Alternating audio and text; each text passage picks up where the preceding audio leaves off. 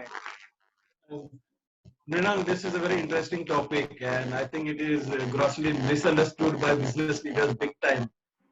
My little experience is Shapuji Palanji, Sterling Wilson, here, and other organizations have been that Hold on for a second. Hold on for a second, Anshu. I think let me request other people to just keep their microphones on mute, if I may ask you. Sure. Everybody else, and after Anshu, whoever has to go has to unmute and talk, right? That's how it goes, right? Yeah. All right. So go ahead, Anshu. So my little experience when I've interacted with business heads and senior leadership team of CFOs, CHROs, or similar titles, for them it is per se data, and I mean Excel exercise, full stop, nothing beyond that. And I feel that the scope is much beyond that, and there has to be value, there has to be some emotional lens attached to it. So I will stop here right now because other participants to share that. And I thought when you send that invite and when I read your blog, and I wrote that I did disagree with one of the person if you would have read my response to one of your blogs. And I share my insights there also. So I have my own perception. I may be right, I may be wrong. But I think it's a very interesting topic and grossly misunderstood by HR professionals also. Perhaps would like to share and learn from the participants also their experience there with them. Thanks. Thank you. Hey, everyone, I see your chat box, right? I see you're finding the voices cracking, you're finding disturbing. There's a lot of feedback. So the simple solution is that we try being on the mute when somebody is speaking, and then you unmute when you want to speak, and then you speak up. Is that all right?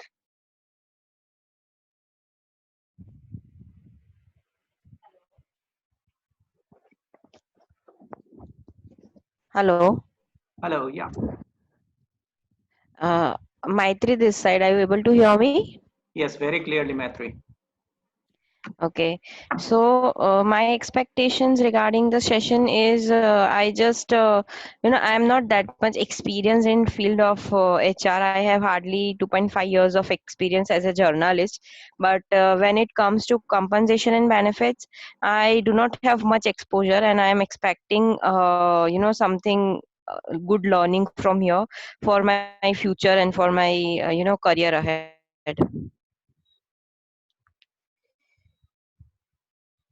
Hello, I am not able to hear you. 1 second, sorry. So yeah, good, we heard you very clear, and I think you have very fair expectation. I think most of us would have the similar expectation as you have. Thank you for sharing it. Anybody else wants to talk about what is the expectation that you have?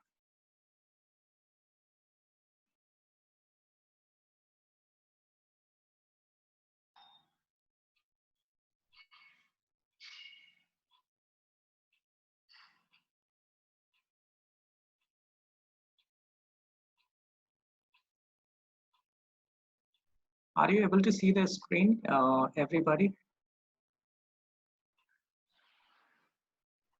Yes, we can. Yes.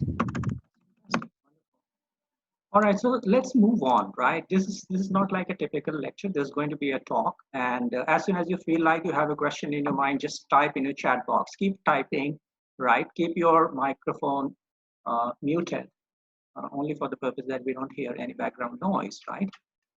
But yes, as soon as the thought comes to you, you have a question, you just type it up there, and we will look into chat box, and then we will come back to that, right? Okay. So let's begin with this. I'm calling this compensation and benefits 101. Normally, you would see that 101 is a program which is basically introducing you to the fundamentals, right? So that's my idea. In the initial some slides, we will go through some storylines, right? And you just don't need to focus too strongly into them, but try to understand what's going behind the scenes when we think of compensation and benefits, especially in the Indian landscape. And this may be even true for a global landscape in the employer-employee kind of a situation. So moving on from here, I have listed out, some of the topics that we'll talk about.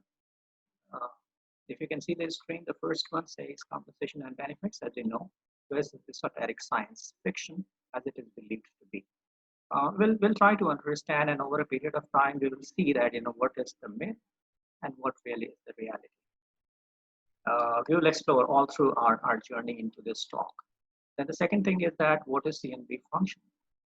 And other things, as you can read from here, who designs the policies, implements them, who are the specialists, what kind of education experience they bring into the team, and who are the Hello. companies. Hey, Matt. Hello. Yes, Matt. Yeah, actually, your voice is very much slow. Can you please be a bit louder? Louder. Okay. Yeah. Okay. How is it now? Is it better than earlier? Yeah. Is it audible? Is it fine for you? Yeah, yeah. Now it's okay. Perfect. Okay. Yeah. All right. All right. So let me begin again on this slide. And I think if anybody has any issues or challenges, you guys can type in the chat, right? Anshu Mukherjee says, I can hear clearly. Thank you, Anshu. Thank you so much. Okay. All right. So the clear understanding that we will try to build in over these 2 days is that, who are the parties? Like Anshu was speaking about the stakeholders, right? Their typical expectation. That is a typical Excel file exercise where numbers are being filled and then based on certain metrics or performance or fixing a grade title banding or a right kind of compensation benchmark, those Excel files come into reference. I mean, we are not denying the fact that Excel files are not important. They're important. They're just tools, right? And they help you in certain ways. But there is much more that goes behind it.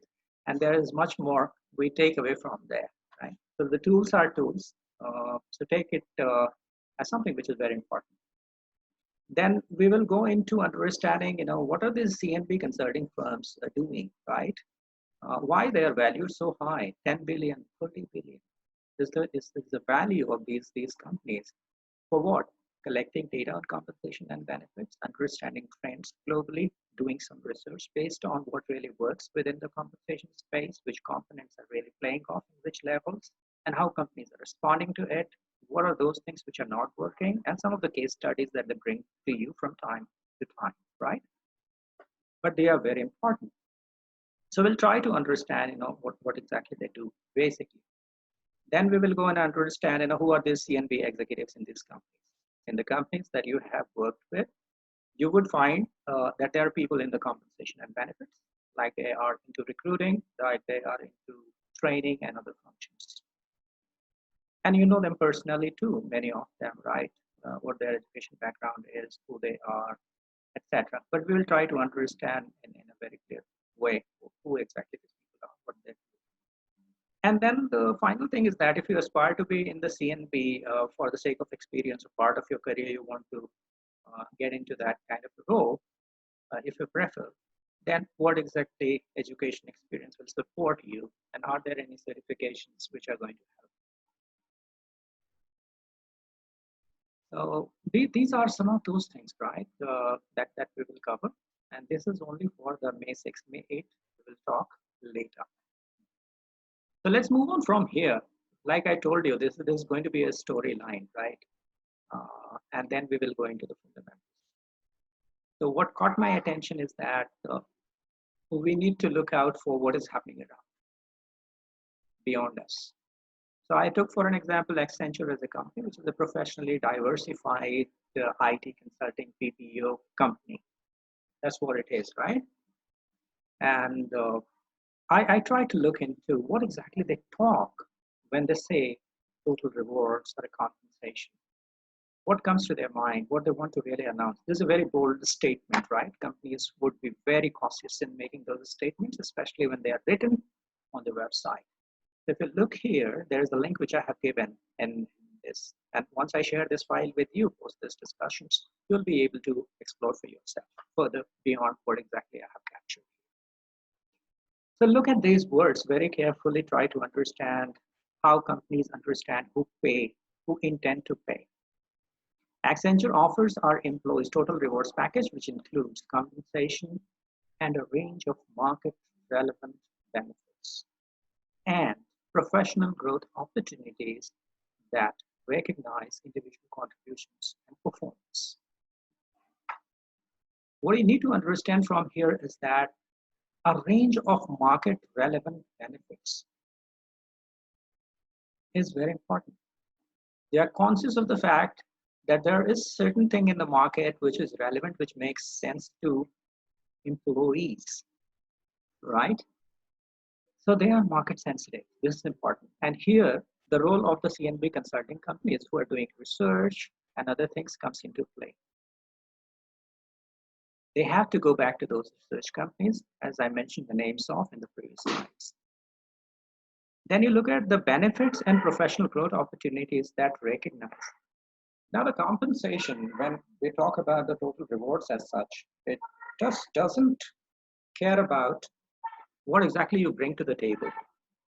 As a part of the organization, every day you have to develop to optimize and deliver to the organization. In order to get an optimization on your skills capabilities, organizations do spend in learning, development, training, certifications. And this is what is mentioned here as the professional growth opportunities, because they want you to be taking on higher responsibilities, more than you have done in the past. So this is important here, that the companies would spend not only in your wages, but also in the future forwards.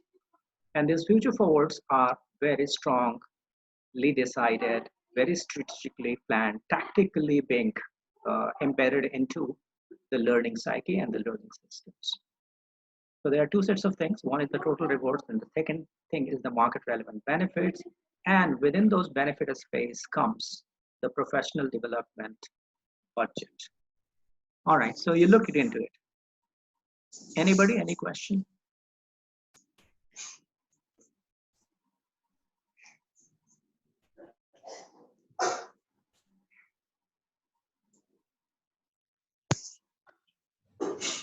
Govardhan, you're talking but not able to listen. I don't know.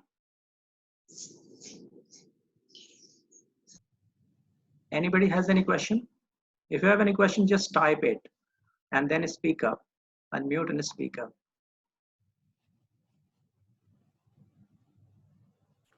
All right, so I assume you don't have any questions so far. There's somebody who's typing. Let me just look at it.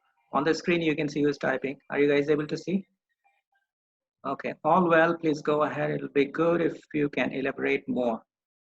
Maitri, as we go ahead, the things will be clear. So from the slide one, assume that the things will be further elaborated. Maitri, I understand your concerns, but yes, it'll be all clear, right? So we are moving into the valley of things, and you notice and encounter the curves and those turns as it comes. Okay, so just hang in there. Now the second thing, this is a very interesting question, right? Accenture is a professional services company with its headquarters in Dublin, Ireland. I mean, I was just quizzing you guys, and there was a quiz that I had posted on LinkedIn. If you guys follow me there, I had asked this question: why companies really don't register? These are the US companies, and they are registered elsewhere, not in the US, including Apple for that matter, right? $1 trillion in reserve. These companies are not listed in the US, but they are headquartered up there in some different countries. And obviously this is for the purpose of saving their taxes, right? These are the tax havens for the companies. And here at the bottom of it, you will find the hashtag, why exactly they do this. Obviously the reason is here, right? This is very interesting. Why I'm telling you this thing here is that when we are trying to understand the company's intent and how they make money, because once they make money, they will distribute. Once they hire people, they partner with you in order to make more money, sustain their growth, right? So one of the final outcomes, of course, in quantifiable terms is how much money are they making? How much are the profits they're making? And in order to optimize on the profit, there's a very simple thing that anybody can think of, very shrewd thinking, that how do I save on my taxes to the government, right? So they are smart, they are intelligent, and they are legit. This is perfectly legal to do that, right? Okay, like Flipkart, Flipkart is registered in Singapore. for the tax advantage purposes, and maybe for other purposes, which gives them less complication in finding the return. Okay, let's move on from here and go on to understand when these companies offer you the total rewards and the benefits, what are they looking at? What are they choosing you to offer? If you see this page, you don't need to stress too much. I'll read it for you. My idea is only to tell you that these components are well thought of components. When you join an organization, they think of you as a part of the organization, living, breathing part of the organization, which would need sustenance, which would need support, which would need a sense of belongingness, which would need a sense of being cared about. These are fundamental ideas they care about. Lots of organizations care about. And these benefits, though they may not be costing more than 10% of your total wage component, but they matter a lot. Look here, the health coverage. In India, we have it, dental coverage, vision coverage, long-term disability. Accenture may not be having all these in India.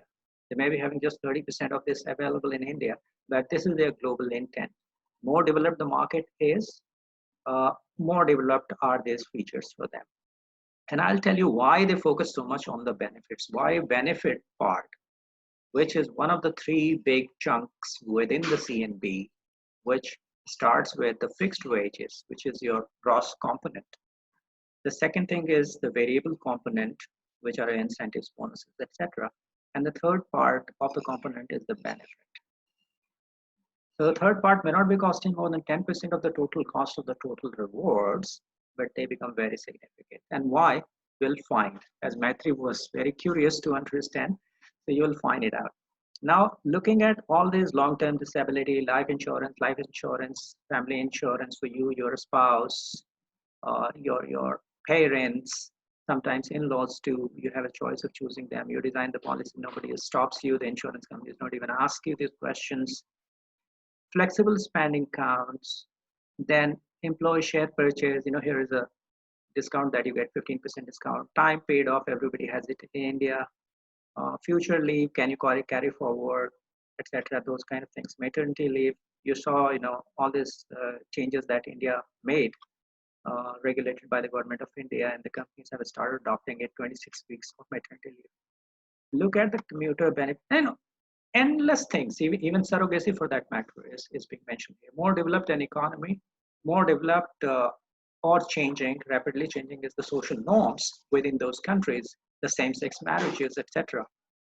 You will have such things being accommodated by the companies in order to accommodate. This is called inclusive policies.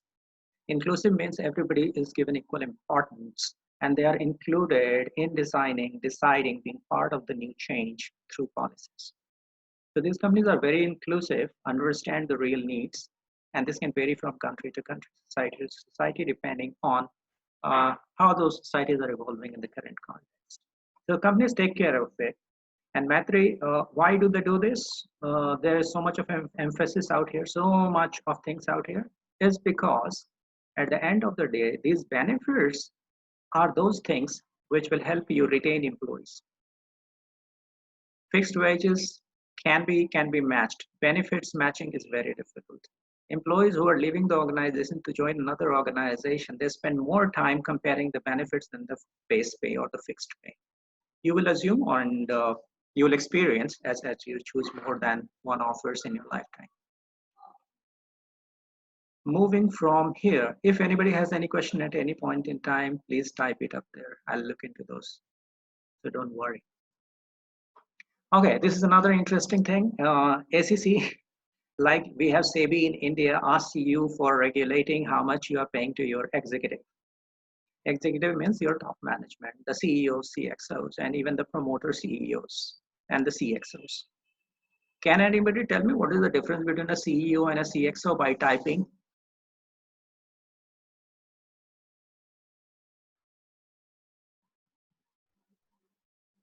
Or speak up.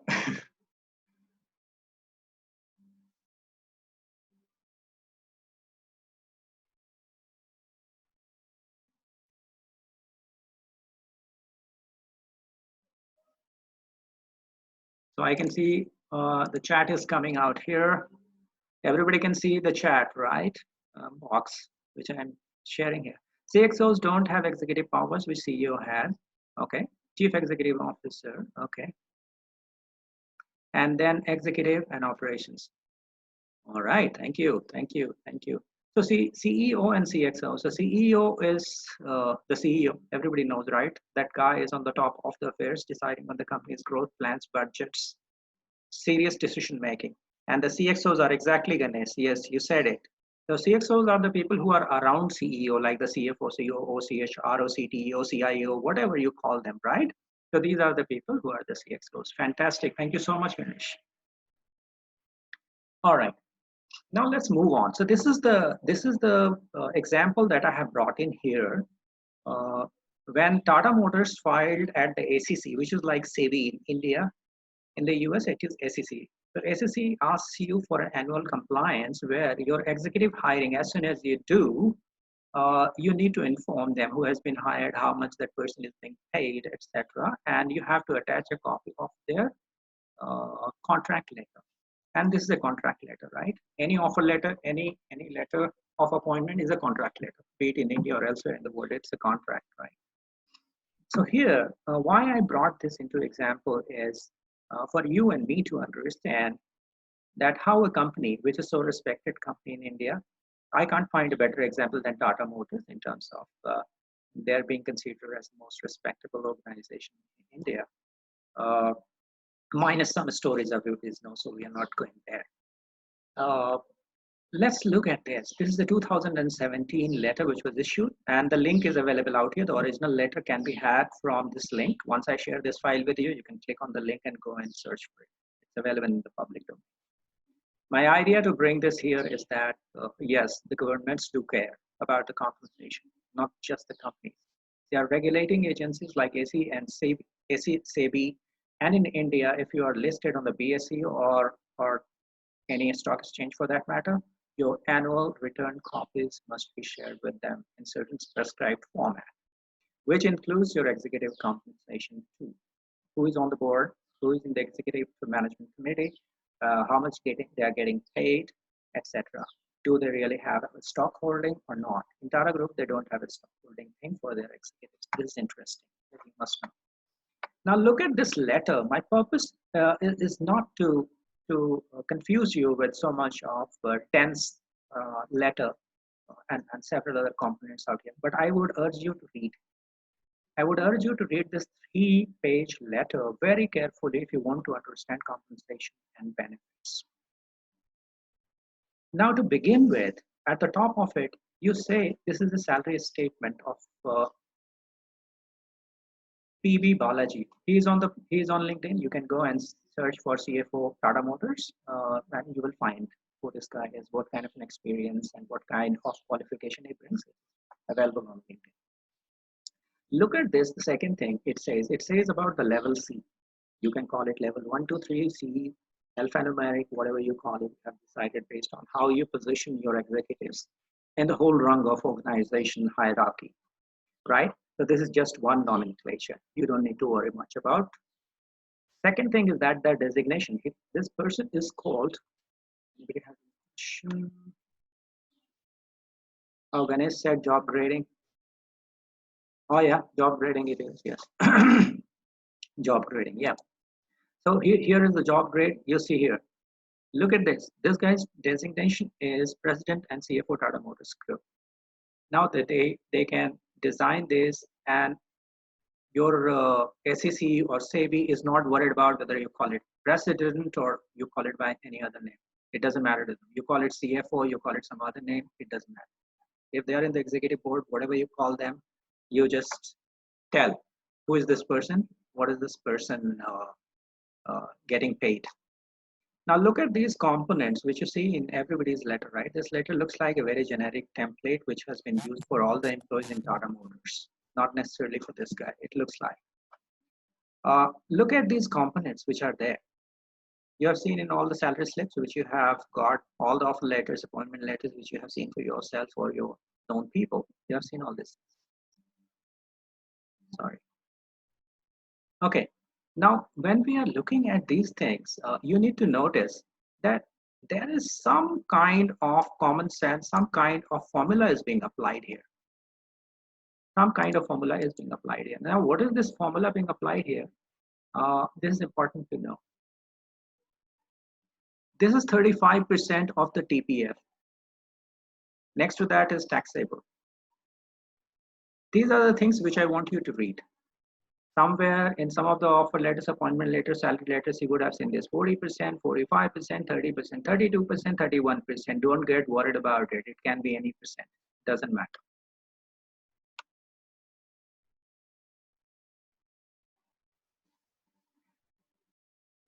TPF is total fixed pay by 3. It is written here. If you can see the letter, it is written here. Total fixed pay. If you see here on the left hand side. Okay. All right.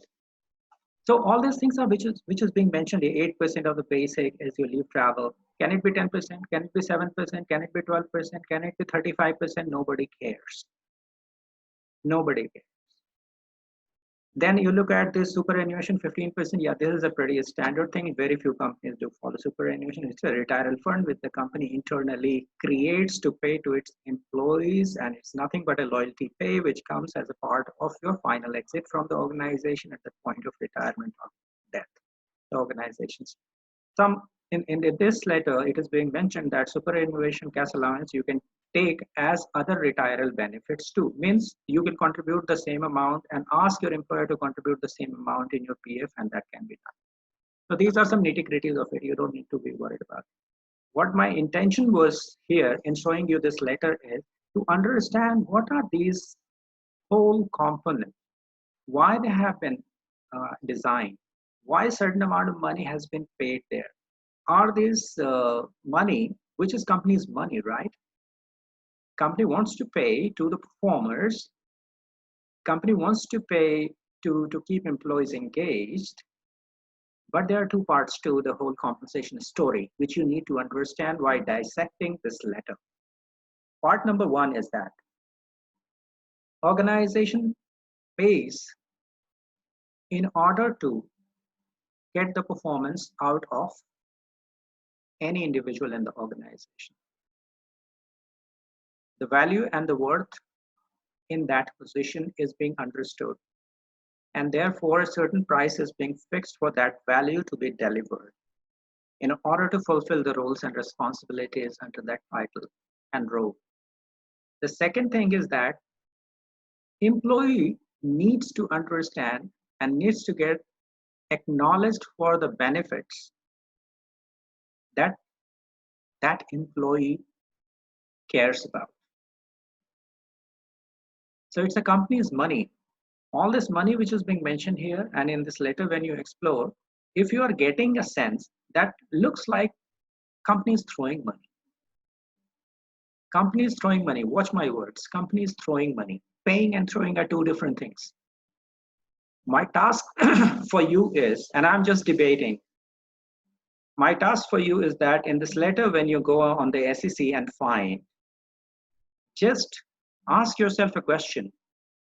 Does it look like company is throwing too much of money without sense being applied? Think about it when you read this letter. So this is my purpose of citing you this letter. Beyond that, you need to understand.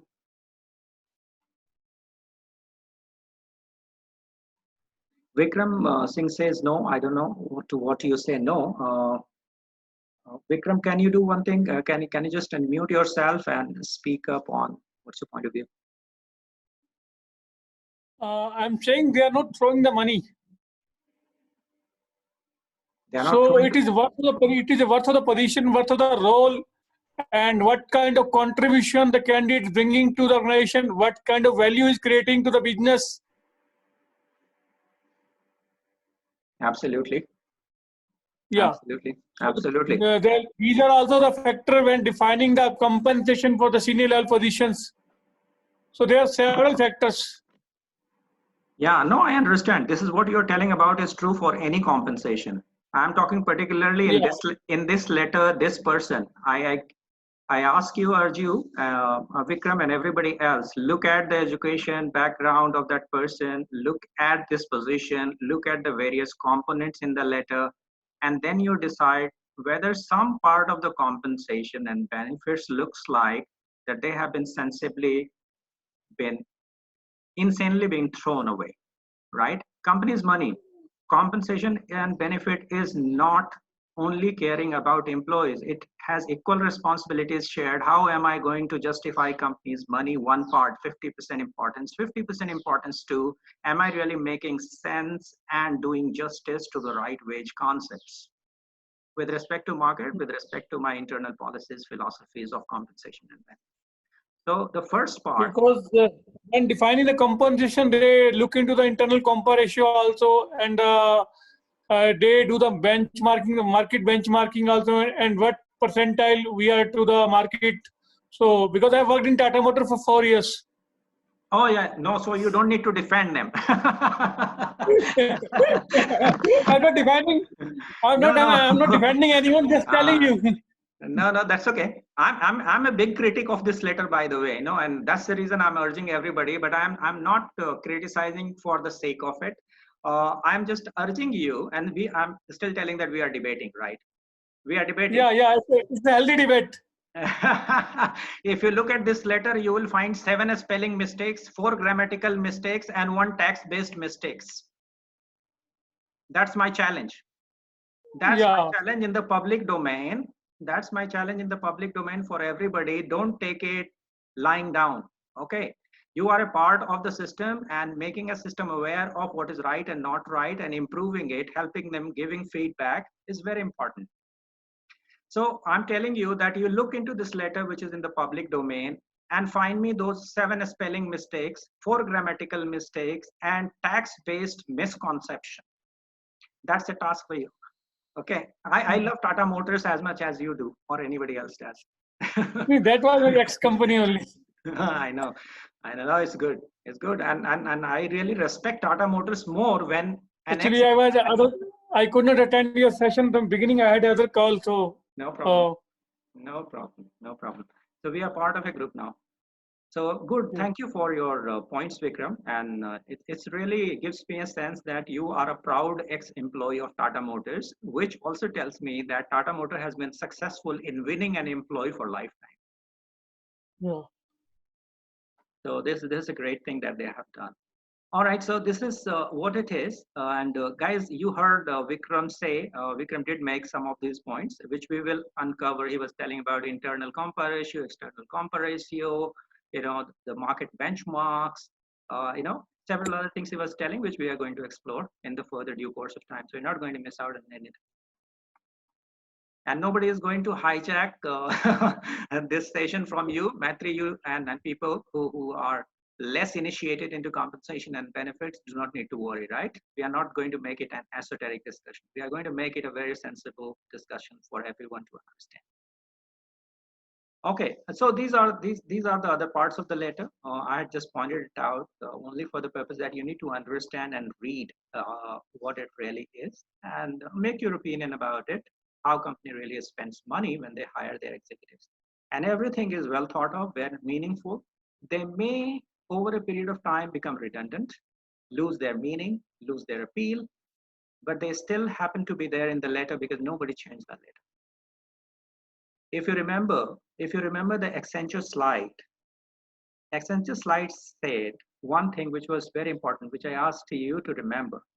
I'll go back there. 1 second, bear with me. What it says, market relevant. It says market relevant. Accenture is cognizant of the fact that your compensation should be market relevant. It should be churned. It should be well thought of, debated. It should be added, deleted, edited, certain part of it to make a better appeal, right? This is my purpose. When you read this letter, which was issued in 2017, you will find that there are certain verbiage, terms, terminologies, which is being mentioned. For Provident Fund, there is an internal Provident Fund scheme, which is being talked about, etc. So do take care of these things when you're reading this letter and try and understand. Is there any percentage of, Richa Trivedi is asking, is there any percentage of CTC up to which a benefit should be paid to an employee? Good question. Richa, as I mentioned earlier, that your total benefits, right, usually, if you look at the data available, doesn't cross 10% of your total compensation. So that's the standard. That's the kind of benchmark you can follow.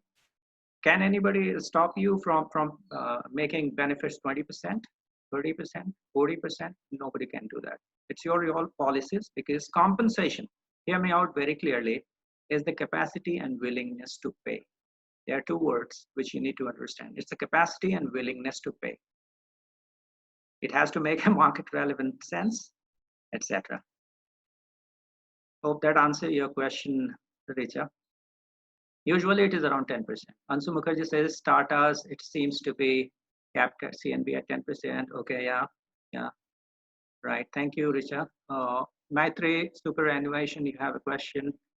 So go and research what is superannuation, how many companies are following, what are the government regulations in and around it, etc. Once you have read through this letter, you will be able to form an opinion. What is WMA, Ganesh?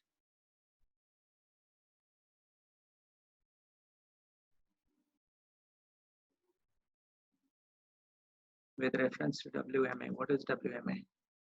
Oh, Minimum Wages Act. Okay, MWA. Sorry, my bad. Well, we are going to touch slightly upon that part. So thank you for citing it. We are going there in some time.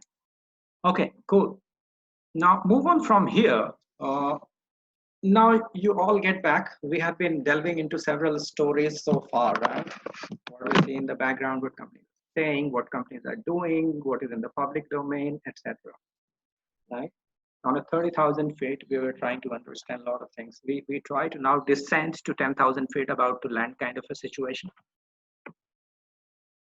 If you have a chat, bear with me. You know, people have chat in between, and I think it helps if we meet them then and there. Also, we are looking at C-suite cadre, but what about the majority of the young people? Yeah, you're right. I mean, this is one example. But as I mentioned to you, this is a task for you, homework for you, for Ansu Mukherjee and everybody else that look into this letter of PB Balaji, compare any other Tata Motors letter and see whether most of these components have been kept the same as it is for any standard managerial cadre employee. That's a task for you. Go ahead, check this out and find it out for yourself. That's a good task that you can have for learning. To my understanding, it looks like this is a general template, generic template, which has been used even for the CFO. If you ask me, should there have been a different template for a CFO in a C-suite? I would urge very strongly yes. But that's the call an independent organization and independent professionals in the CHRO positions and other positions take, and it is their discretion. I'm absolutely fine with it. Now look at this, 10,000 feet. We are descending here at 10,000 feet. This is what a typical compensation and benefits advisory firm would tell you. If you see on the screen, you will find an overview of the rewards packages in India. Total compensation and benefits, cost to the company, CTC, everybody has heard this term. Then there is a fixed component you see here down bottom. It is self-explanatory. And there are certain parts of the fixed component, it says is the car, retiral, and on the retiral side, it says employees, provident fund, severance payment, etc. So severance payment, of course, applies to the senior level executives as a part of additional contract, like it was paid to the Infosys CFO, Mr. Bansal, which was a big controversy. Those 12 or 11 crore which was being paid, and that became a story. But that's fine. If the companies have a separate contract for that, and if they are paying, it's absolutely fine, absolutely legal for that matter. Not everybody has the severance pay.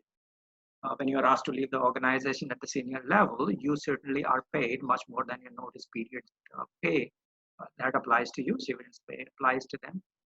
You have several examples of this and several controversies associated with that, available in the public domain. Now, coming back to this, there's a fixed component. You see here, they have defined 40 to 50% of the fixed pay is the basic pay. Employees provident fund contribution. Several other things are here, the conveyance allowances, the medical reimbursement, meal and vouchers. If you visit the Income Tax Department website, which I have given the links of in this document, which I'll be sharing with you. You can click there. Several other incidents have been mentioned up there. Very easy to understand from them. Meal vouchers, special allowances. Are there rules around it, or there are only guidelines and norms? Are they legally stipulated, and can they be challenged or not? These are the questions that you need to ask yourself. There are certain regulations only for the HRA and income tax part of it, and there are certain changes which has been made in 1920 FY, which is available on the website.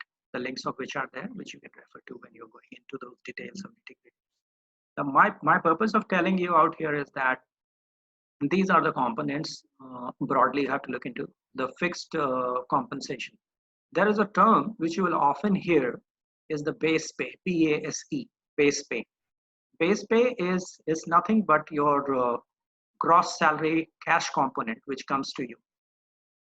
Like in any of the offer letters, you would have seen that there are basic, HRA, conveyance, medical, etc., meal vouchers, everything which comes to you in the cash every month, guaranteed cash, that is called base pay. Then there are the variables which are there. Then there are retiles. Then there are deductions. Then there are other benefit costs, and some companies do offer their stocks. And later, maybe day after, when we are talking about it, we will try to understand what are these stocks, how they are being given, how they are vested, what are these ESOPs, what are these RSUs, which are restricted share units. And these are the subjects of you exploring also online what is available. Move on from here. So basically, these are the terms that we have looked into a typical letter so far that has come to our hand.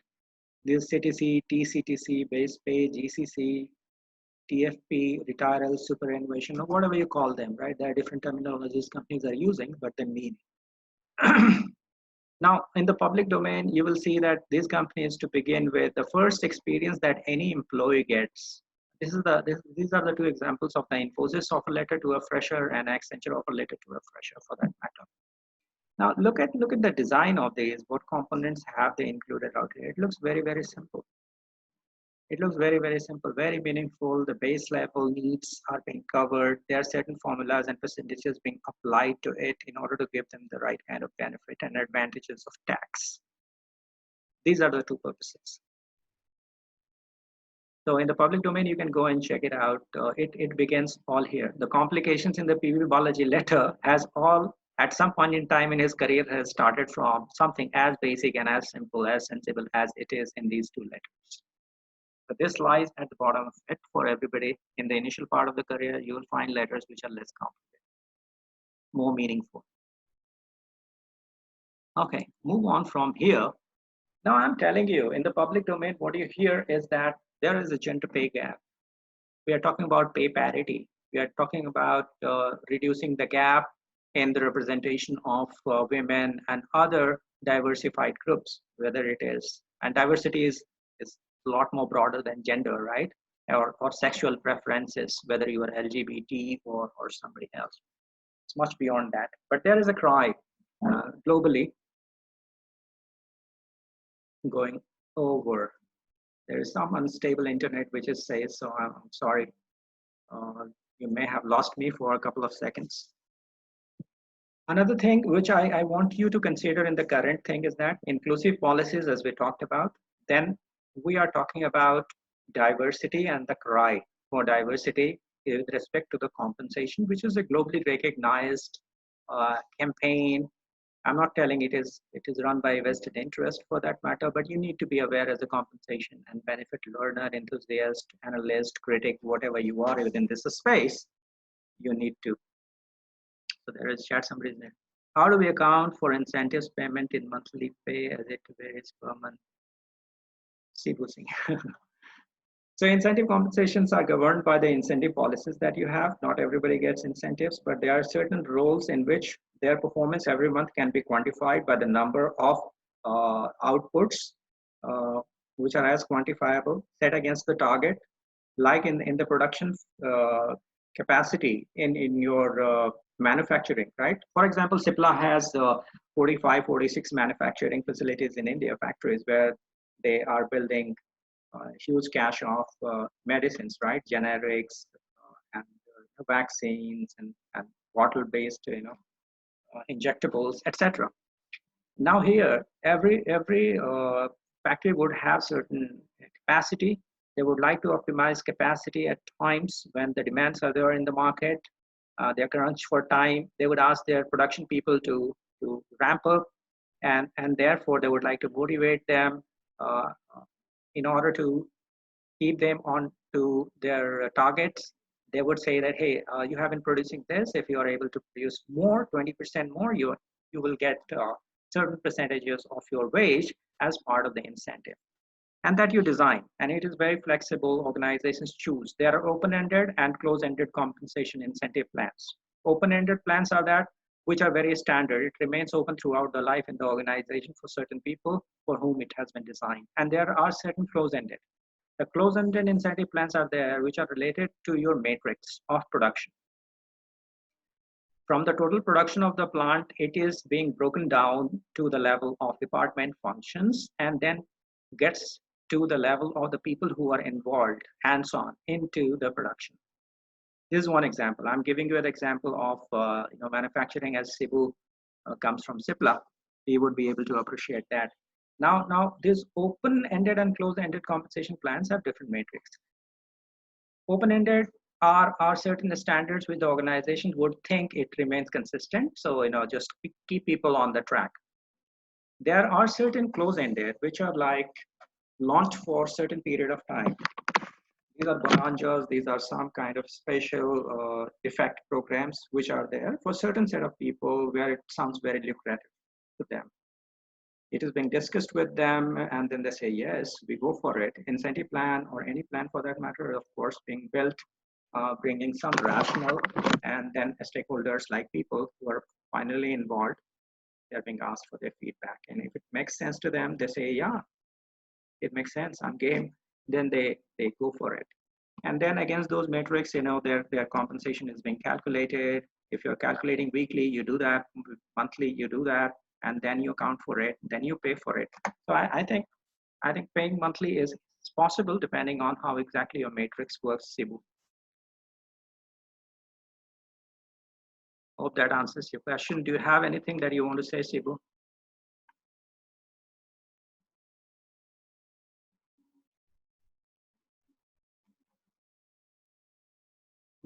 How do we go? All right, thank you. Thank you, really appreciate it. Okay, now look at this, everybody is knowing, right? Every policy within the company space is being now reviewed through lenses of diversity and inclusion, right? Everybody is talking about diversity and inclusion. I don't know how many people really understand it as it is, or maybe it is a developing concept. So evolving concepts are usually being understood and accepted by the organizations over a period of time in a certain way, accepted or rejected, partly. So even if we understand that such things are evolutionary with a purpose, that organizations which are inclusive, of course, is a better buy-in. Like in the incentive compensation example, I told you that I design an incentive compensation for the workers for production, 150% optimization of the plant capacity for 3 months of time in order to fulfill the needs in Africa. And I don't go and talk to people, is it possible? Would you like to do this? What does it take? What kind of support do you need, etc.? Then it will not work. D&I, are we not digressing from CNB theme? Oh yeah, I mean that's fine. That's fine. I'm just giving you this idea that how inclusive, Anshu. If I have to answer you, Anshu has a question, which is a good question. D&I, are we not digressing from CNB theme? I'm telling you that CNB is driven by a policy, and there is certain trend in the market, certain outcry in the market, certain demands in the market which emerge, which helps you to accommodate these demands into your policies, and CNB is one of them. So diversity and inclusion, how exactly it really gets into giving a new shape to the CNB is a thought. is a thought that you need to understand.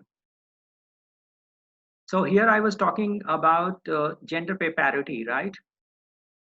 Equal pay for equal work, right? Irrespective of what gender they come from or any other diversity that they come from. Their gender pay parity and other diversities. I will come to Anshu in the next slide.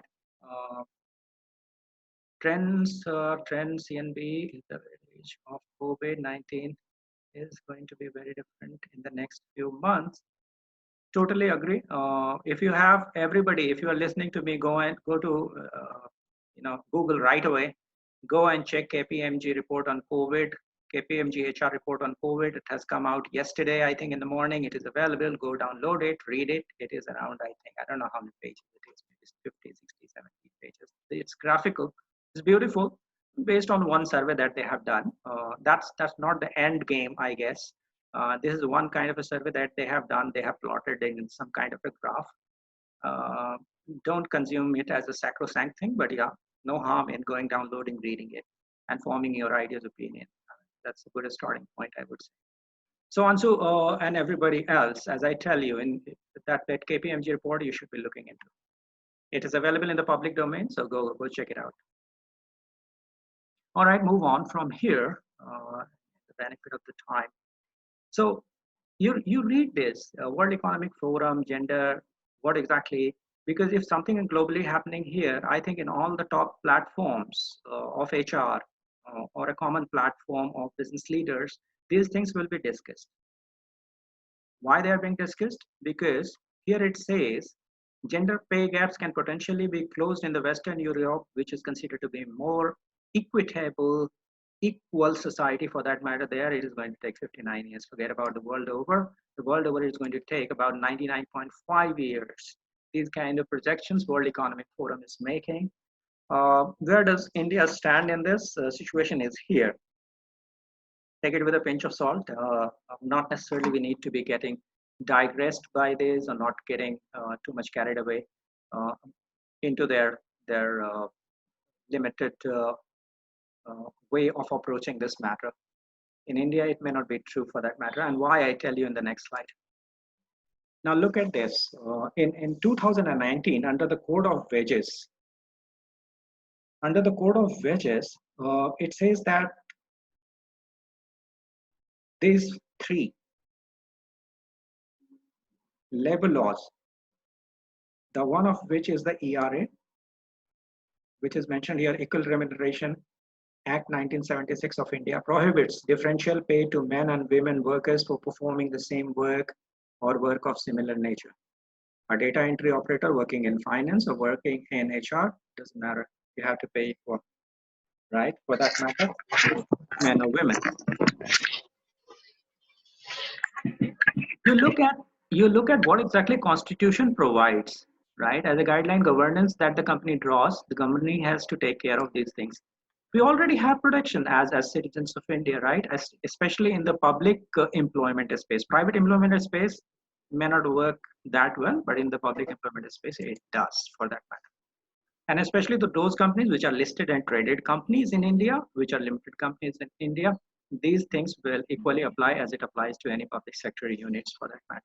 So here there are two parts to it. One is that we have rules and regulations from the fundamental rights perspective and the directive principles of the state policy. This is the green one, is the directive principle of the state policy, which promises equal pay, equal wages, no discrimination, etc., etc. It says, especially between men and women. Now you have to understand that fundamental rights are enforceable and protected by law. You can go and file against them in a case against them under the Supreme Court's rulings.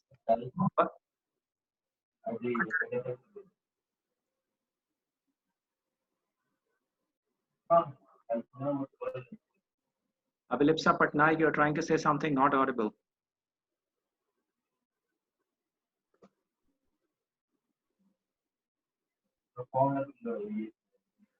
Leaving. That's fine. Perfectly okay.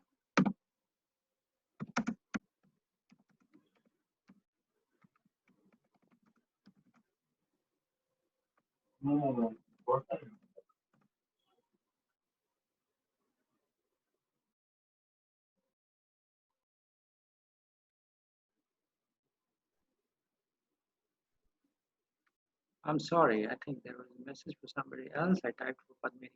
Bear with me. It was for Vikram. All right. So I hope you don't have any questions. So you should look into these slides which are there. My idea to tell you is that whatever is the global cry in terms of diversity, inclusion, and therefore you should be making appropriate changes to your compensation policies is understandable. Is understandable. But that doesn't mean that our governments and regulations have not stipulated very clear guidelines and norms and rules. What is there in the fundamental right, Article 16, is enforceable by court of law. What is there from 36 to 53 in the Indian Constitution are the directive principles of the state policies. They are guidelines. They are not enforceable by law, but yes, they tell you this is how you should operate. Sorry. Go ahead.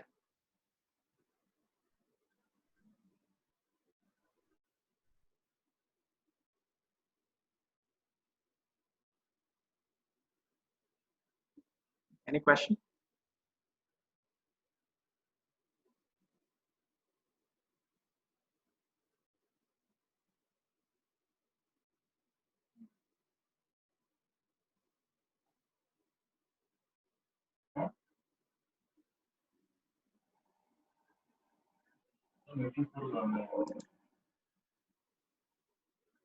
All right, thank you, Ganesh.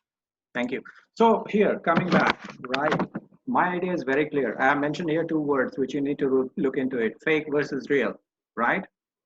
You are a compensation and expert enthusiast. You are a critic or whoever it is. You're not a payroll guy, right? Payroll guy has no question to ask, right? He tells you simply, "Is that data fine?" You say, "Fine." Go pay. They pay, right? But compensation and benefit has to think about it. And therefore, I'm telling you that whatever is the cry going around, you need to be acknowledging them, being very cognizant of them, but do not get sucked up into it, and examine for yourselves against what exists and what exactly you need to do. The second thing is that executive compensation, from Narayan Murthy to everybody else, right? From Sikka time to everybody for that matter, has been raising a question that are executive compensations obscene?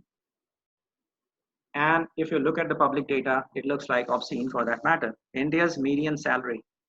Everybody understands the difference between median and mean or average.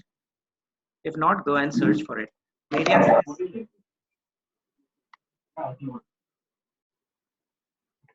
Abhilipsa, can you speak up? I see you talking, but not able to hear you. Sorry.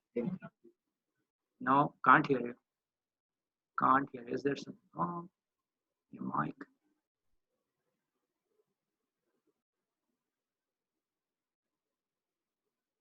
Okay, so you type. I mean, if you have any question, because no, I can't hear you, you can type. I will look into it. My only idea is to bring you to this real versus fake, and in the real, there is a real challenge. That's what I see while designing the compensation. As we say, culture flows from the bottom to the top of the top to the bottom of the organization.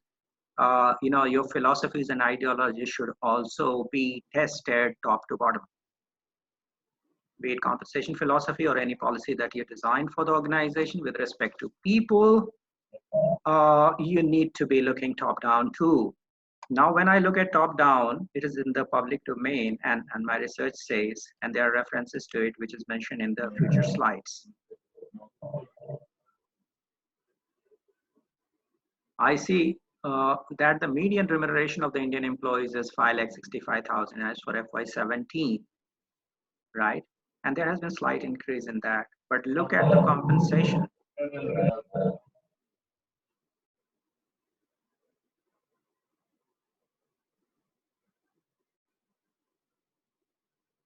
Look at the executive compensation here. All logic being defied, it looks like. So you need to be cognizant of this fact also, because executive compensation also forms part of the CNB. You need to understand what has India Inc. been doing with respect to it. Who are the cheerleaders for this? Who are the people who really have been questioning it from the corporate parlance, who have very reputable stature in the corporate world, and what exactly these governing organizations that have been talking about it, be it SEBI or any of these stock exchanges, have been speaking about. Next, if you look at it, I mean, this is available. You can check it out. And if you go to the link which is out here in the slide I have given, you will be taken to that news piece. Now look at the kind of compensation that these people. Okay. Sorry, thank you, Ganesh. I think I moved my. Is it better now? Ganesh, can you see me?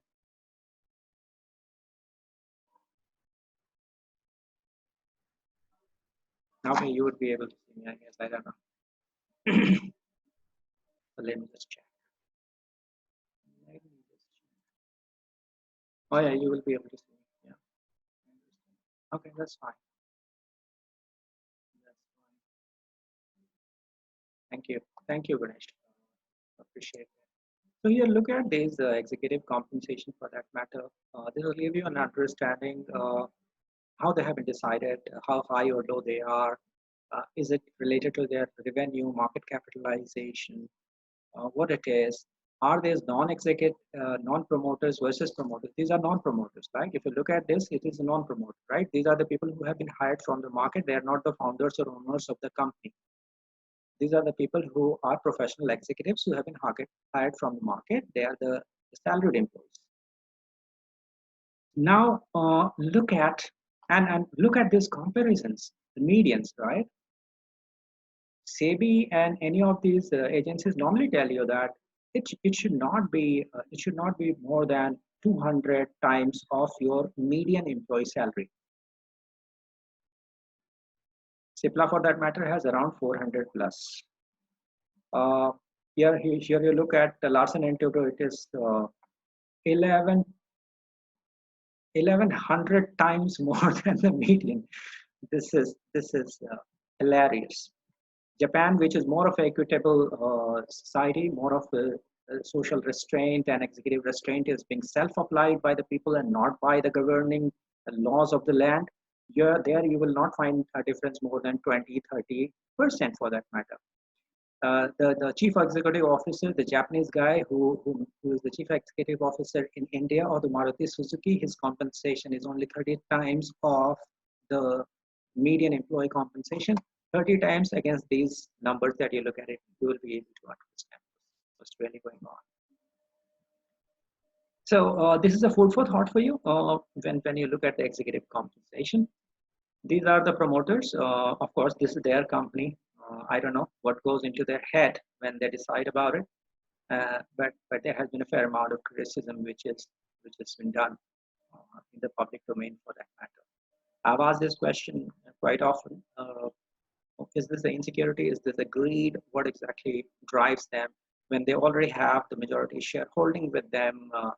They are already millionaires and billionaires for that matter. Why do they keep their compensation so high? Just against it, you will find there are certain people like Sun Pharma's chief executive and founder and promoter, Dilip Singhvi for that matter. He took 1 rupee CTC salary for that matter in the last 1 year for that matter. I mean, there's stray examples of that also, which try to send a message to the rest of the community. It's up to them and the governments to regulate. Okay, now if we talk about how exactly the CA, Center for Monitoring of Indian Economy in the current situation is looking at it and how the wages will be decided in the future, I think there is one reference that you can have is look at the CMIE data for that matter. It tells you several things. How exactly? So when we are talking about the COVID times for that matter, when you're consuming the KPMG report, which is as fresh as of yesterday morning, you should be comparing it, looking at the CMIE data as well. That's my point out here. You need to compare household incomes versus the unemployment rates, which is on the left panel. You can see this is in the organized market sector, not in the unorganized market sector for that matter. Okay. Now look at this slide. I'm anyway going to share with you. This again comes to the basic understanding of the CNB and what goes behind it. you look at this from the perspective of an employee for that matter, at some point in time, when your compensation policy is existing or you are designing, tweaking, you need to understand from a few perspectives from the employee side. One is under section 80C, because one of the objectives of the CNB is to pass on the benefit to the employee. And the other part was optimizing very sensible use of the company wealth and company money. Second, so under 80C, you can check. There's a good ET Money article which tells you about what is being available under 80C, where you can save the taxes if you're a salaried employee in the financial year. Then 10C is one of the unexplored areas where there are a lot of benefits which you can explore. And then there is a house and property tax exemptions. This is a clear tax website. Here are some of the references which are there, which you will be able to read and self-consume for that matter. Okay, now let's come to one point that we have been asking. Who are the CNB people, right? Can we look at them? What exactly the experience or education do they bring, right? So some interesting thing to share with you, is quite dated. In 2009 in Bangalore, at some hotel, I think there was some HR conference going on. I was there for a few hours, and I was listening to then local celebrity HR guy, Mali Mahalingam. He was talking, and he said this, of course, in a lighter vein, of course, that today in HR, those guys who know how to work on Excel and are good at Excel are the CNB managers. And today in HR, those guys, who can do a good English talk, are into the learning and development function. I mean, this is a tragedy, but that has been the reality in a larger sense. But today, if you have to look at who are the people in the learning and development, go to LinkedIn and check it out. When you go to the LinkedIn, you will find that these are the people who have been into HR, then they moved into compensation and benefits, managing some of the compensation programs, plans, Excel files, writing policies, understanding policies. 90% of them who are there would be actually managing things, because if you join Wipro today or Mondelez today or any other company for that matter today, you'll find that this company is existing for the last 50, 60 years. There are several HR and compensation and benefits people who have created something which is running. There is a background to it. When you go into that organization, do you see there is a large possibility of you bringing any change? Probably not. So that's one set of reality, that you don't go and redesign something. So we are not the mommies and daddies of any of those big things that we do there in those companies. Most often, we just run it like any other function, like any other CNP, L&D, an L&D person would be managing the LMS, programs, designing, attributing certain skills to it, setting the right set of audience for this and participants, sending these programs, maintaining the data, maintaining feedback. Even the CNB guys would be 80% of the time data maintaining. So that's one reality. And for that matter, it is just one set of a function that you enter into, and you do not need to be an expert in Excel for that matter. Because all these tools which are available out there, HCM space, managing compensation and benefits data, or if you have bought a kind of online package from Tower Watson or anybody else, they will give you all kinds of analysis and reports at the click of a button. So you do not need to be, but yeah, it is good to know Excel. Everybody uses it irrespective. So there is no special qualification for being into CNB. It's your experience that you have it, and your interest that you develop being in that function, and your good luck and an opportunity if you get to work in that function. If you liked it, it's a kind of a dream positioning for you for learning at some point in time. This is what it is. This is a task for you. Go to LinkedIn, find it out, check it out. Do they have any special certifications that you have never heard of, like SHRM certifications? Is there any certification that they do in order to get into CNB? Not really. Not really for that matter. Even the SAP and other companies, you will find there are people in CNB who have not even done MBAs and they are at the director. So there are various kinds of people. Experience matters, opportunity matters, and your interest, of course, to grow in that. Now, let's move on. When we said that we will be talking about the Aon, the Willis Tower Watson, the Mercer, Hewitt, what exactly they do, as I mentioned to you earlier, they are the people who are the watchdogs in the market. They are the people who are researchers. They are capturing trends. They are building those analytical reports and case studies, and companies are using them. I have a question, Ganesh. World HR Board certification available and reference given to. Okay, yeah. So thank you. Good news. There is some certification available. I was not aware of. I'll check that out, and there will be many more. I think by these CNB certification managers. Yeah, and all these CNB companies also. Okay, cool. So Ganesh is one certified guy out there. You guys are in touch. Be in touch with him if you want to know how it has benefited him and more details on this certification. You can check that out beyond your research that you do for yourself. Thank you, Ganesh, for sharing this. This is the benefit of being on one platform. We learn from each other. Thank you, appreciate it. So these are the firms which you see, you know, they have been merging and they are high value firms, which simply says that yes, the CNB space, the budget for CNB, the value for CNB is there, of course, because it drives business decisions many a times. From the merger and acquisition to getting into a new space, new technology, new area, new geography, what you need to think first is the market and the possibility for you to sell in that market.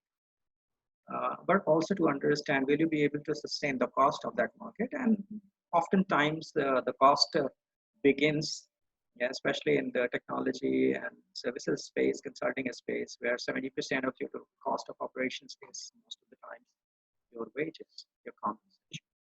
So that really matters. And since it is as high as 70% most of these times in those kind of companies, any IT services company you take, it is around 70%, be it India, elsewhere in the world. That's a standard. Now, if that is so important, that's such big chunk of the total outflow that you have, you need to be very, very precision oriented on CNB.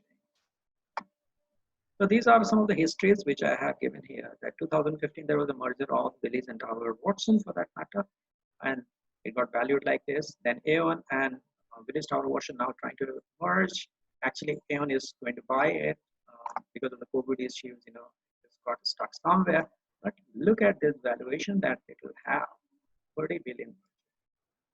It's a huge money up there. So this is important. If you're a CNB guy, you need to be knowing about what happens in your ecosystem, what happens with your partners, firms like these. It's good to understand. Moving on from here quickly, let's get back to some of the more fundamental of how exactly these companies look at these companies' very standard, very popular tools in order to map their and project their compensation and benefits ideas. Look at this picture here, the Hayes Group picture out here. It's very simple. Don't get bogged down by this. Look at the orange circle. Inside the orange circle, there are different sections of it, right? These are the picture cuts you have. You know, these are the intangible rewards within total rewards. Intangible rewards, what they could be. What they could be. Your promotions, your club membership, your certain benefits, size of your office increases, your mobile phone quality improves, your business class travel may be given to you. You can check into a more expensive hotel now, etc. Guaranteed cash, we spoke about it. The fixed wage, which is a cash component which comes to you, no terms, no strings attached. Annual variable, of course, is given based on the company's performance, your performance, sometimes mix of them. And there are various matrix terms and conditions attached to it. You have all heard of KRAs, KPIs, and now OKRs are being talked about. Then the long-term incentives, of course, it is there, which is, of course, decided over a longer period of your contribution. This is again attached to performance plus loyalty. This is the benefit part of it. These are the standard benefits that we spoke about. Accenture had a big, huge list of it. You remember. So this inner circle is over, right? Everybody knows, no confusion here. Now look at what are the needs of the company in order to decide a holistic framework, right? Now what is the need of the company and what is the need of the employee? As I told you from the initial part of it, this is part employee, part company, right? Company has a budget, has a money. Company wants to really take care of employees. Padmini, could you repeat intangible reward again, please? Okay, so intangible rewards are several things. I will give you an example, Padmini. Uh, I joined as a consultant, and it was just a title. I was a full-time employee at ZS Associates. It's a Chicago-based management consulting firm in Bangalore. And since I was a consultant, above me, the title was manager. Above them was a title of associate partner and then partner in the firm. And below me, there were titles like associate, associate consultant, etc., and then consultant. Associate consultants did not have their cabins. They were in the open space, in the open plan office, but of course they had a larger kind of area being attributed to them than the associates for that matter. I, as a consultant, had a closed cabin, but my cabin had more glasses. The doors were made of glasses. As soon as I move out of my cabin, I see there are cabins which are having more wood in them and more wooden kind of fixtures. Even the door is made of wood. And then I understand that, okay, it's a manager's cabin. Since I was a consultant, I was given a BlackBerry 2007. Associate consultants did not get a BlackBerry phone.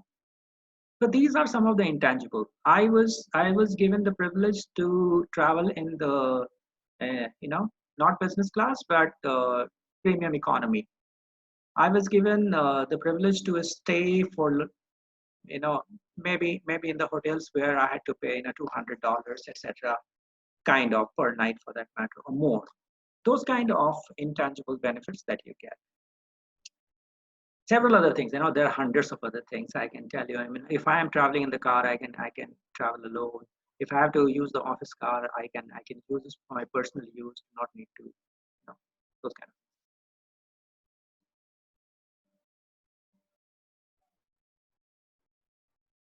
Okay, cool. So this is what it is. Coming back to this, right? What are the needs of the company and what are the needs of the employees? These are the two factors that you will take care of, and this is what Hayes recommends, which is the most popular tool in order to baseline your compensation philosophy and rewards principles.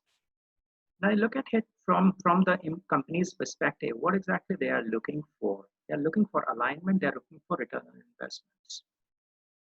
What they are looking to align, they are looking to align your total rewards strategy, which is outflow of their fund, in order to achieve certain objectives. At the top of these strategies, where they want an alignment, this is the business strategy, then there is the people strategy, under people strategy is the total reward strategy.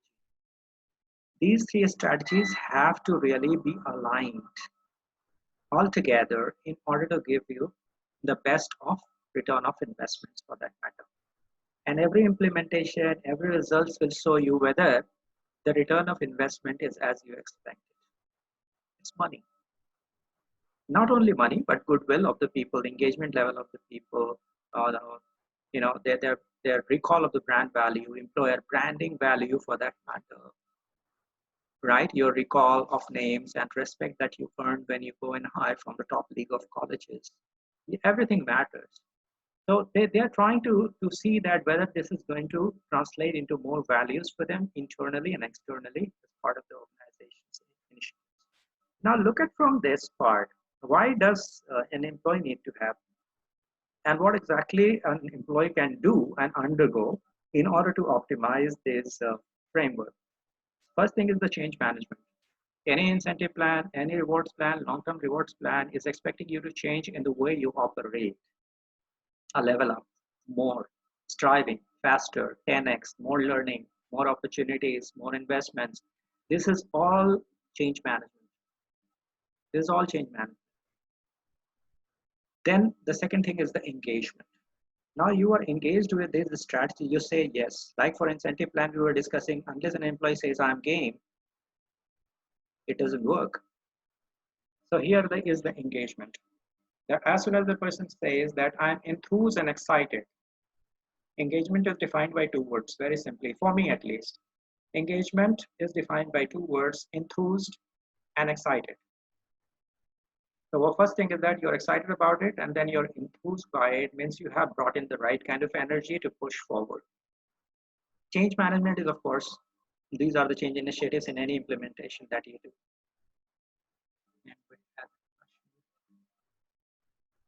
Change management again, please. Okay, all right. So change management, Padmini is asking, thank you for asking this question. So change management is anything that you change, new tools, new technologies, new processes, adoption of a new compensation and incentive framework, training your employees on new tools, technologies, policies, compliances, anything is change management for that matter. Let me give you an example. There was a company I worked for, which was implementing new drug safety reporting tool. All these pharmaceutical companies or the pharmaceutical research companies which are working on clinical trials, they have to submit report of their clinical trial reports from animals to humans, in control to pre-market or even post-market drug strategy. They have to report what was the response to their trial when they are applying drugs to the people in order to develop a new drug. What was the result? How many people really went through erratic changes, including deaths? What kind of complications did they develop? What kind of situation was it having in different age, different gender profile, different genetic combination profiles, etc. So they have to file a regular report. For that, they need to have a very complicated system which captures all this information which is coming from various sources. Who will inform you about these things?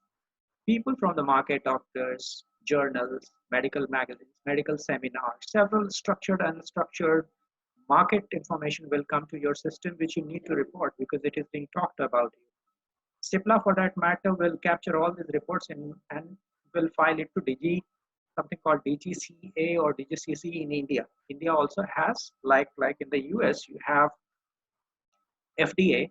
In India also you have regulating agency. Now, in order to have that, organizations need to train their employees how to capture, how to report, how to build and categorize them into serious, non-serious, critical kind of evidences that they got or reporting that they got. And FDA wants to know this. Now, in order to do that, the simple paper pen-based system will not work. They have to use technology, applications, understand various graphs, charts, choose the right selections. Now, when we have started training people in Japan, and I'm telling you as late as 2013 and 14, Japanese people were most resistant pharmaceutical people who said, I don't want to learn this. Most of their employees are aged. They do not want to go through this change. And therefore, the compliance cannot happen in the right way. This is a big exercise. So the change management is that people have been used to pen. Now they have to work on the technology and system. They are not ready for it.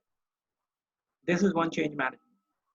As soon as you implement a new policy in the organization that from tomorrow, post-COVID or COVID, we have these regulations being applied, you need to train people. You need to educate them passively, actively, through banners, posters, kiosks, whatever is the way, applications, whatever you do, right? This is the change management. This is what you do in order to help people accept the change, adopt the change, and be the change. This is what it is. So this is the change management. Change management starts with understanding what is changing, what are the resistance, who is the audience, how they have to be convinced, how they have to be addressed. So it follows a kind of a curve which is like disengaged to an engaged kind of a situation.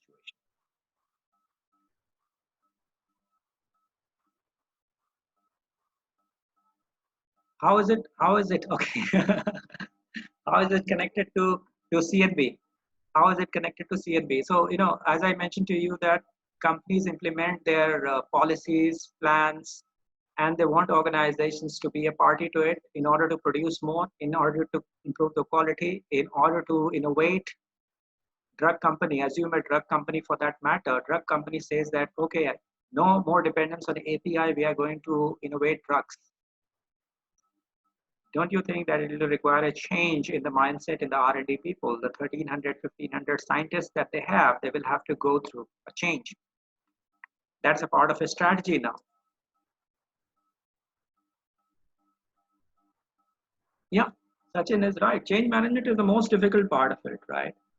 Uh, we understand. And change management can be anything, right?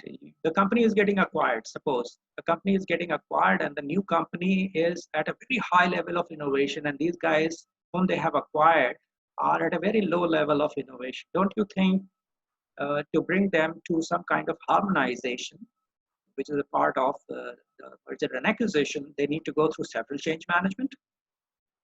The way they operate, the way they think, everything has to change, or it will not be a successful merger. And therefore, the change consultants, there are several change initiatives which are being used in the organization. Many of them fail. As Sachin said, it's the most complicated thing to do in an organization. Most often it will fail. 85% of the ERP implementation in the 90s and 2000s failed all across the world. 85%, $1 billion went down the drain. Why? Failure of change management. Failure of change management, as simple as that. So go and check it out. And it's a good question to ask, good question to understand and ponder. Change management, of course, is very crucial. Very, very crucial, as Sachin said.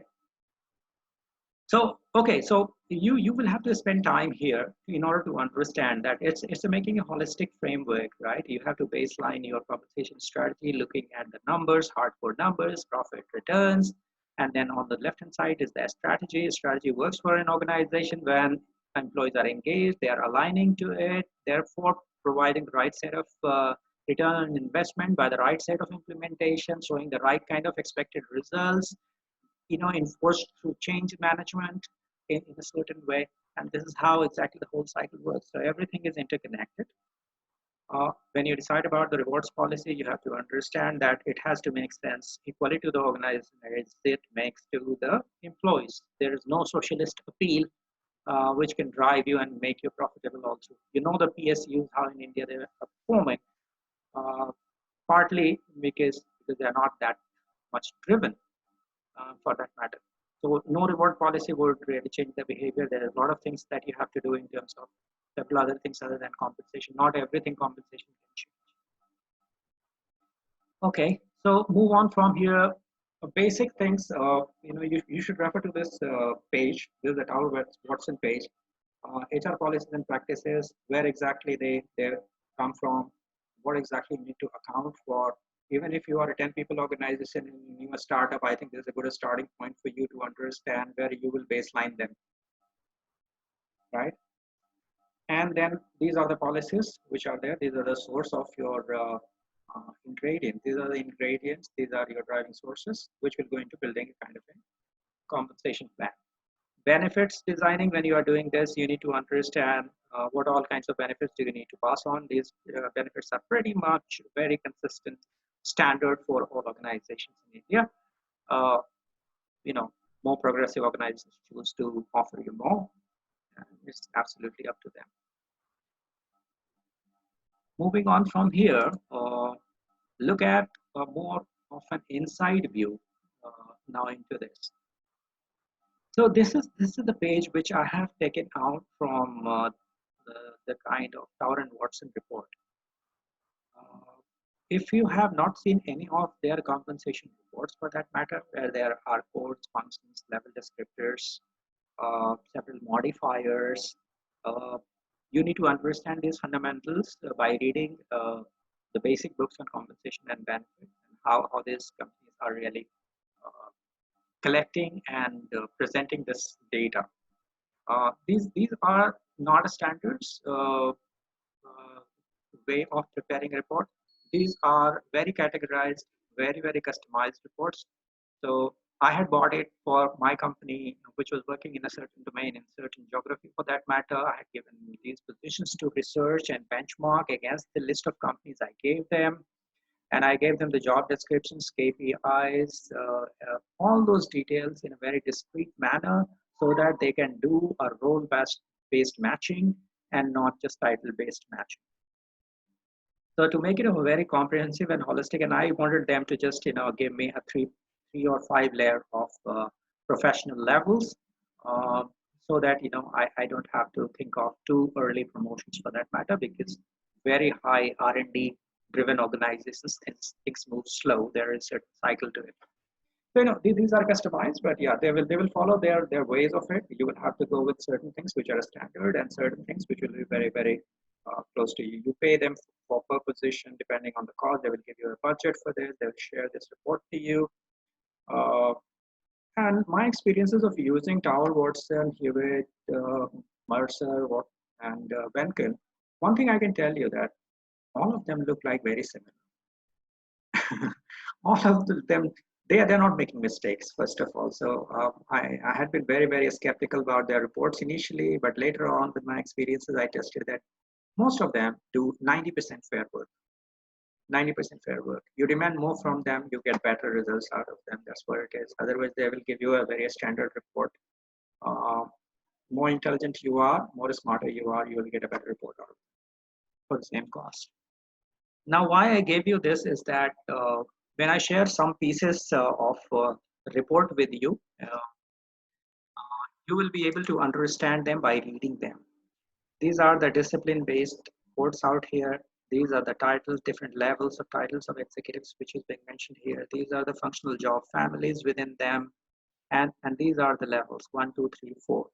Executive, professional, business support people, and M is the supervisory or the managerial people whose teams are working under them.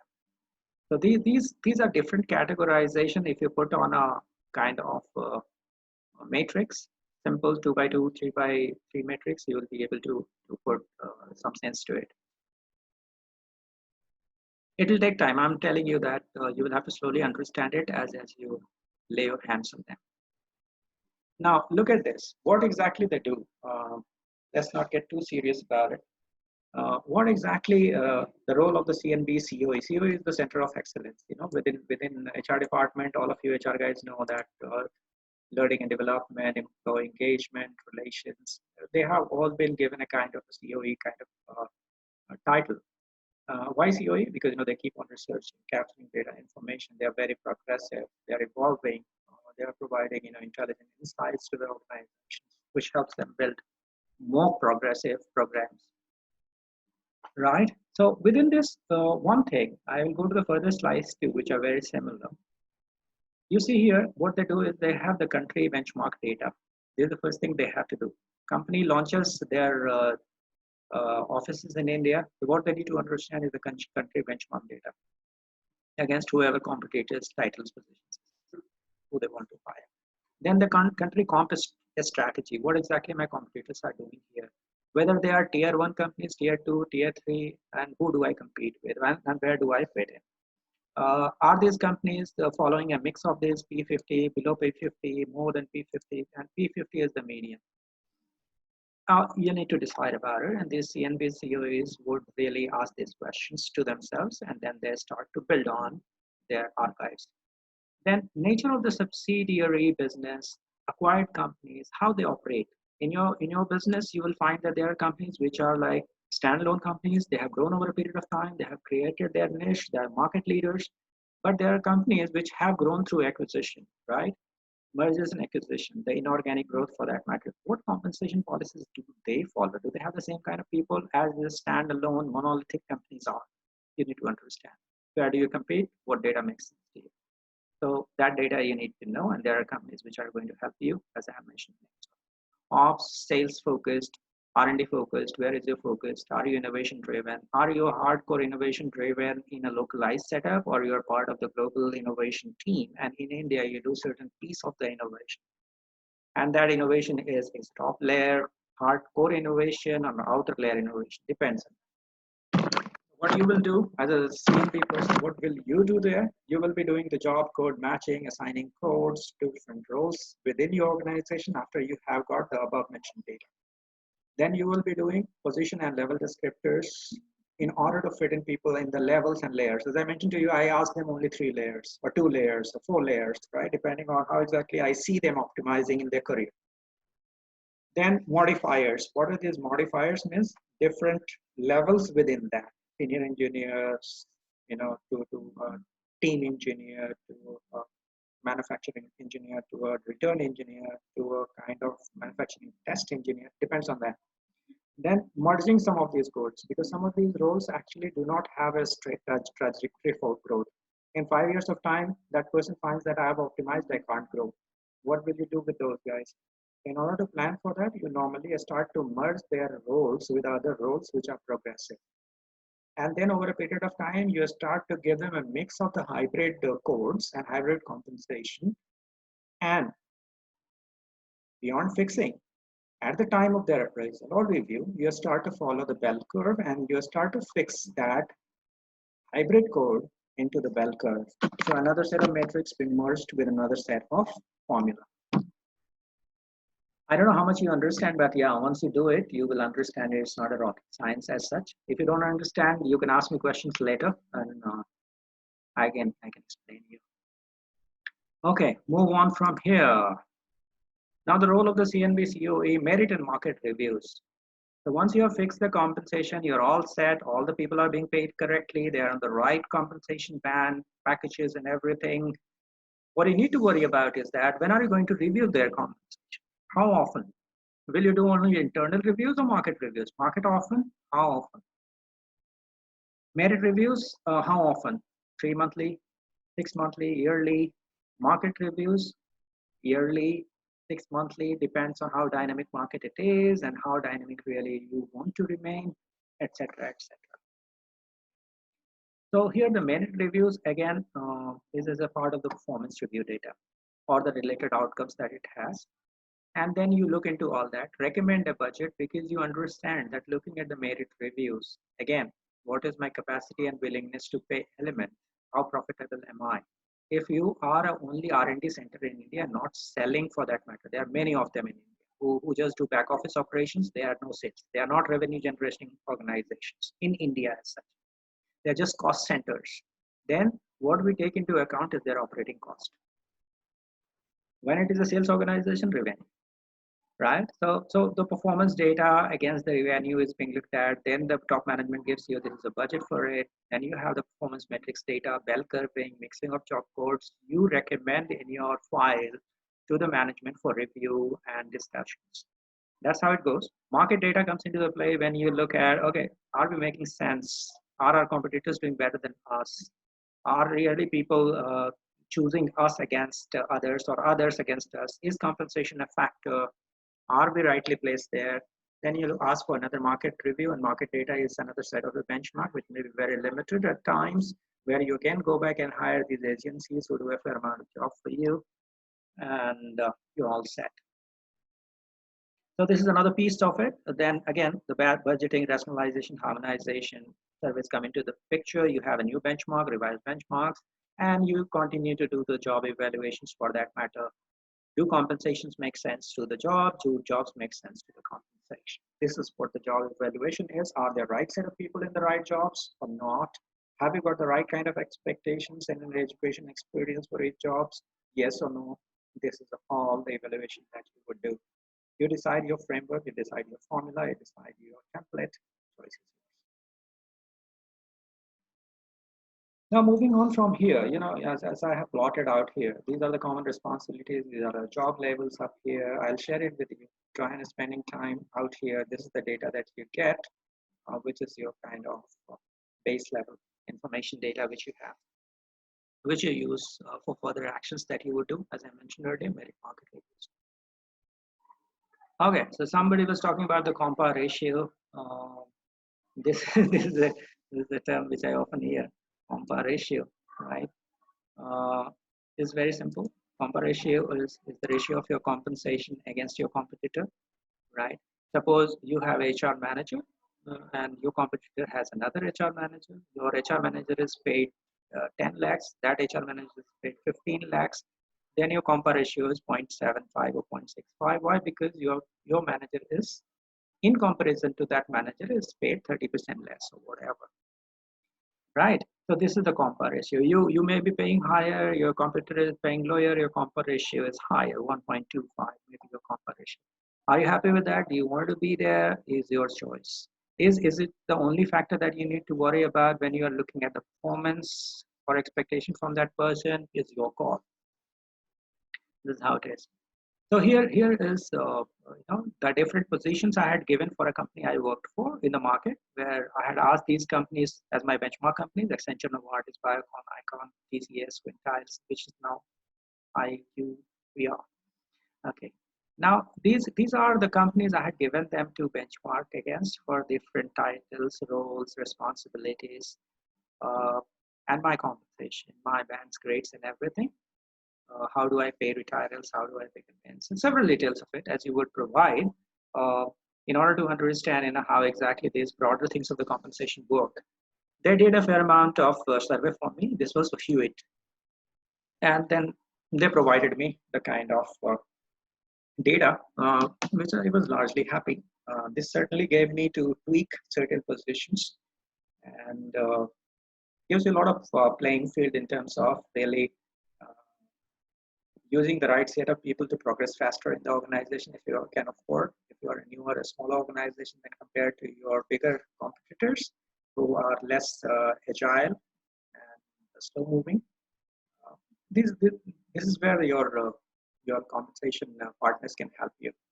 So this is all for today, ladies and gentlemen. This is my last slide. Now we have 10 minutes left.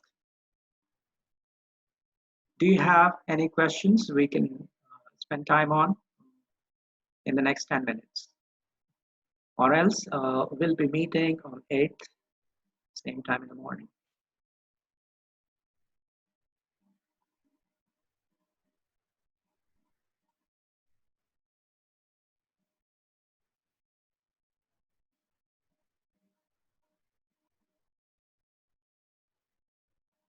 Questions? Unmute yourself and talk if you want to, or type. Okay, Sajjan, thank you. Yeah, next session is on 8th, Maitri.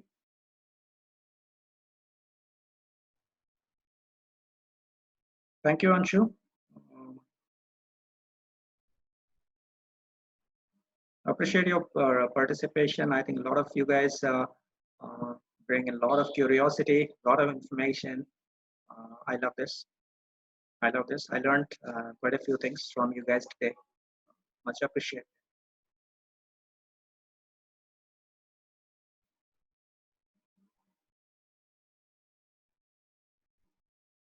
Hey, appreciate. Thank you, Ganesh. Thank you for your contribution. You made some very, very interesting points. Good learning for me. Appreciate. So looks like we are done. Any further references which can be read before the next session? Yes, Sibu, I'll share an email and I'll share the revised invite with every one of you who has participated today. And we'll be all set for the next meeting that we do. Oh, Ganesh, you work for City X Head HR. See, there are senior people out here, very accomplished. This group certainly take advantage of this, benefit from it, as I will equally also try. Thank you, Shibu. You found it insightful. Really appreciate. Really appreciate. I love this group. We're going to continue with this relationship. Would you have any guidelines for Middle East? No, I have no idea about Middle East, how it really works out there. I have no idea. Sorry about that. But Padmini, I can help you connect on LinkedIn with some people who have done CNB consulting in Middle East. They'll be able to help you. I know some people. So LinkedIn, I'll connect you with them. Richa Trivedi, thank you. You found it good. Appreciate.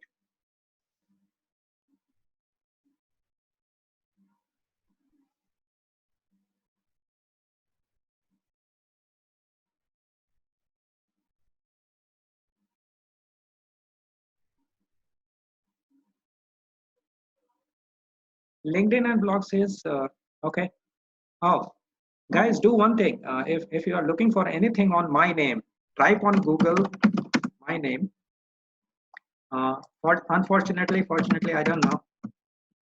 You type my name in Google and you type LinkedIn blog. You will get. There is only one person, I assume, in the whole world who has this name, Mrinal Krant. Type this my name. Search.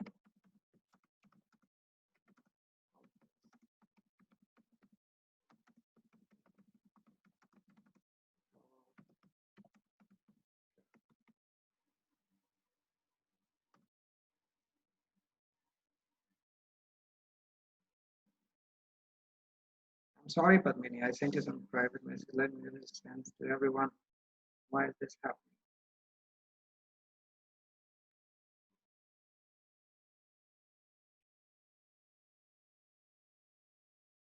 Thank you, Sachin. Thank you so much.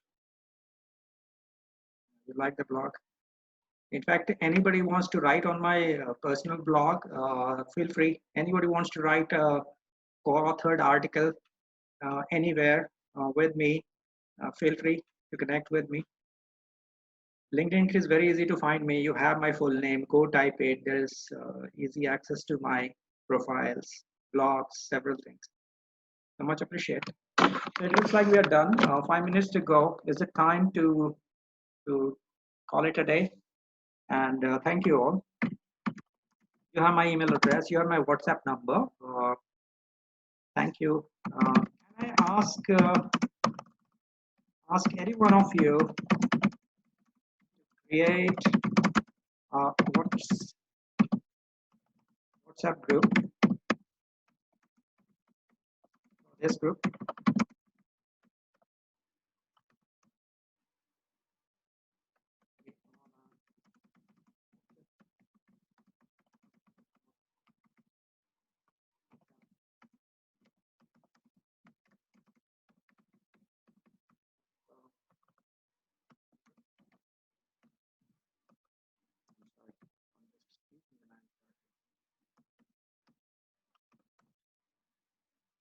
All right. So thank you so much. Thank you, everyone. Great talking to all of you. It was wonderful.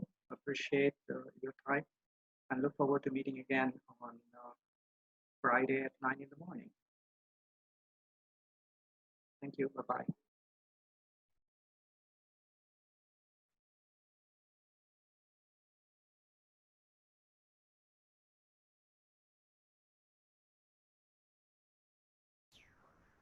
Bye, Mrinal. Bye. Bye, everyone.